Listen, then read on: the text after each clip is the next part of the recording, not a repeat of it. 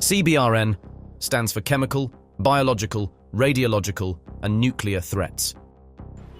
These terms refer to situations and materials associated with hazardous substances that pose significant risks to health and safety. Hazardous materials threats can arise from natural disasters, industrial accidents, while CBRN threats from intentional acts such as terrorism. These agents may be dispersed in the form of gas, aerosol, liquid, solid, or in the case of radiological hazards, by radiation. Type of threat. How are the different types of threats characterized? Chemical agents. These include toxic industrial chemicals, chemical warfare agents, and other hazardous substances that can cause harm through inhalation. Skin contact or ingestion.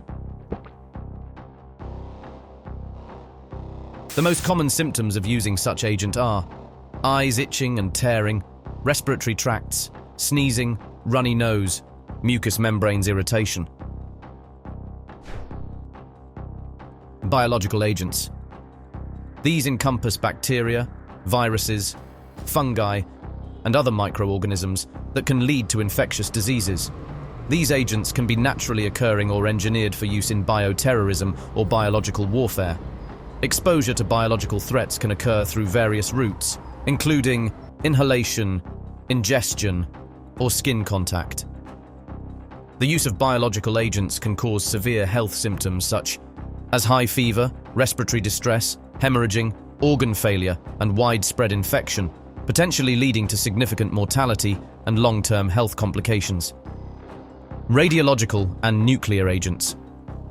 Radiation threats involve exposure to harmful levels of ionizing radiation, which can come from sources such as nuclear explosions, accidents at nuclear power plants, radiological dispersal devices like dirty bombs or abandoned or intentionally installed radiological sources.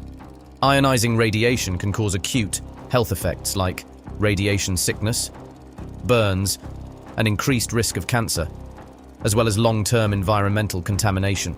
Exposure can occur through direct contact with radioactive material, inhalation of radioactive particles, or ingestion of contaminated food and water. What can pose the greatest risk? Depending on the agent to which a person has been exposed, the first symptoms can be experienced in the immediate 2 hours for chemical threat, hours to days for biological threat, and days to weeks for radiological. Depending on the agent, the concentration also changes over time. In general, for a chemical agent, its concentration decreases over time.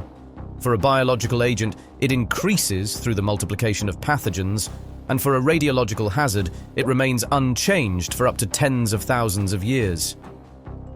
Personal protective equipment, PPE, plays a crucial role in protecting individuals in environments exposed to CBRN hazards.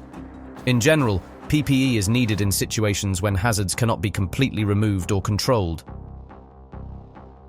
Current threats, including terrorist attacks, industrial accidents, and natural disasters, necessitate the use of advanced technological solutions to ensure effective protection against harmful agents.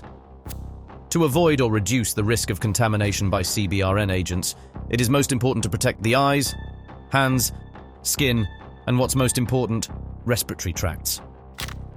Eye protection. Eyes are very fragile organs and must be protected from contact with CBRN agents. It is especially important if an agent can be splashed or is dropping. There are several types of eye protection: safety glasses, safety goggles, face shields. Out of those three options, safety goggles offers best protection for eyes. Any of them are not very efficient in case an agent is in gaseous form. In this situation, only full face mask or escape masks, hoods, offer full protection. Hand protection.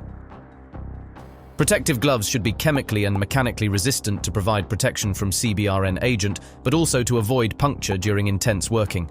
Nitrile gloves with thickness of 0.2 or 0.4 mm guarantee good protection, mechanical resistance, and are not very expensive. Skin and body protection. To adequately protect the skin and body, suitable protective clothing is needed. Protection clothes provides a barrier between a body and harmful environment and varies based on the form of hazardous substances they protect against, the specific chemicals they are designed for, and their resistance to penetration over time, known as breakthrough time. Respiratory tracts protection. Respiratory protection aims to reduce contamination from inhalation. Various options are available depending on the type of risk. For harmful dust or solid aerosols, filtration is sufficient to clean the air. In the case of gaseous or liquid contaminants, absorption methods or an independent air supply are required. Respiratory protection equipment could be divided into dust masks, half face masks, full face masks, breathing apparatus with compressed air in a container, escape hoods. Effective use of PPE also requires proper training in donning and doffing procedures to avoid contamination and ensure maximum protection. Regular drills and maintenance of PPE are essential to ensure readiness and functionality in the event of a CBRN incident.